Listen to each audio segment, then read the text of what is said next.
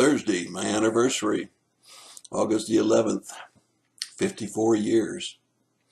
As the old pastor joke goes, 27 wonderful years and the rest weren't too bad. No, just kidding, of course. And we've been dealing with finding good people to lead. And we've been looking at the biblical criteria, which is far more comprehensive than the U.S. government's criteria for representatives, senators, and presidents. We've already seen that very few of our current leaders and future prospective leaders really fit the requirements according to the scriptures. So what we've been doing is looking at the hot button issues and how each candidate would handle those hot button issues. And then you got to compare that with what you think is the right way to handle these hot button issues and see which one represents what you feel is in the best interest of our country and you individually. And I again encourage you, and I'll try to remember to put it on the end of this video as well, the Democratic and Republican national platforms. You can also go to the websites for the individual candidates and see what they propose that they're going to do for various hot button issues if they're elected. And certainly nothing wrong with gathering knowledge about what people say they will do. I want to remind you that the Congress has a lot of authority as to what happens, and the president can't make everything happen no matter how bad they want to. And so we certainly know that many candidates promise the moon and give very little in return. And all you have to do is look at the past and see. Everybody wants to get elected, so they promise every special interest group everything that that special interest group wants so that they can get the votes they need to get elected, and then they quickly forget their promises. In any case, today the hot button issue would fall in line with Acts 6:3, which talks about finding men of honesty and filled with the Spirit and wisdom. And the reason that I say that is that when we come to this issue, it's very, very clear to me what the original founding fathers believed was necessary.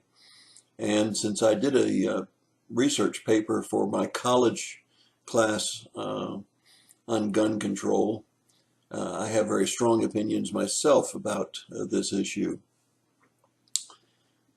Number one, it's very clear to me that the Constitution and the original founding fathers felt that it was a good idea for the American public to have the right to bear arms and ammunition, not just for hunting and fishing, not just for protection of their homes, but even protection against the government itself and tyranny that could go on within the government and invasions of our country. So it's very clear to me that our founding fathers never envisioned that these guns would be used for crimes as they are today, and they envisioned that it was a very necessary part of making America very protected when a militia could be formed very quickly to defend our nation, to defend the state, to defend a region, and that it was a good deterrent.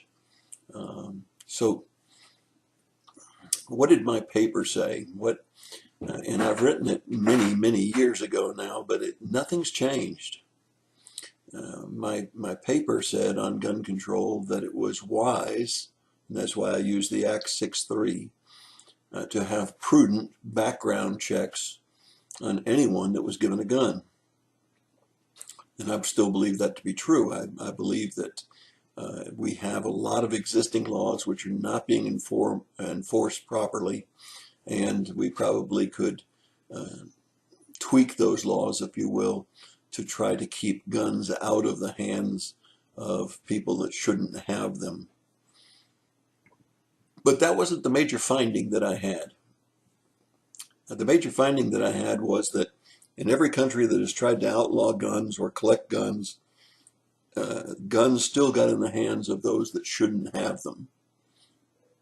Just like in Prohibition, when alcohol was banned, Those that wanted alcohol found a way of getting alcohol. And I assure you that guns can be just as easily obtained, perhaps at a little higher expense, if you ban all guns than they can with them being freely accessible to people today.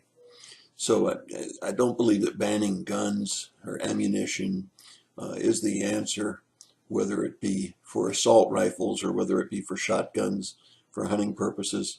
I feel like those guns will fall in the wrong hands no matter what you do there. So what did I find in my gun control paper that really made sense to me? I found that in countries that said that there was a mandatory sentence for any crime committed with a gun, that gun violence was cut more than in half. Let me say that again. Wherever a country put in mandatory, not at the judge's discretion, not negotiable, but mandatory penalties for people committing crimes with guns, that the gun violence went down substantially. What's that going to do to the ghettos and the gangs? It's going to fill our jails because we don't have mandatory sentencing for those that commit crimes with guns. It's going to fill our jails initially, without a doubt. However, will it be a deterrent? I believe it will. I believe that a person will think twice about going into a bank or convenience store. I think a person will think twice before they break into a home blazing guns if there's a mandatory penalty that the government has insisted upon.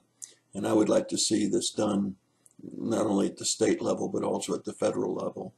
I believe that there's no excuse short of the fact that they have a violent determination to carry guns into any criminal offense, any kind of a unlawful activity. And so I think that that's the answer. Once again, I think our founding fathers made it very clear that they felt it was a good idea for American populace to be able to bear arms, to help protect the country in case of an invasion, to help protect their own homes. And I think it still is a good idea. You'll have to put your own thoughts to that, but I did do quite a few hundred hours of study on the subject, reading both pros and cons about gun control and about gun laws. And we need to enforce the laws we have, tweak the laws that we have, and then we need to be sure that we have mandatory, out of the judge's hands, penalties for crimes committed with guns.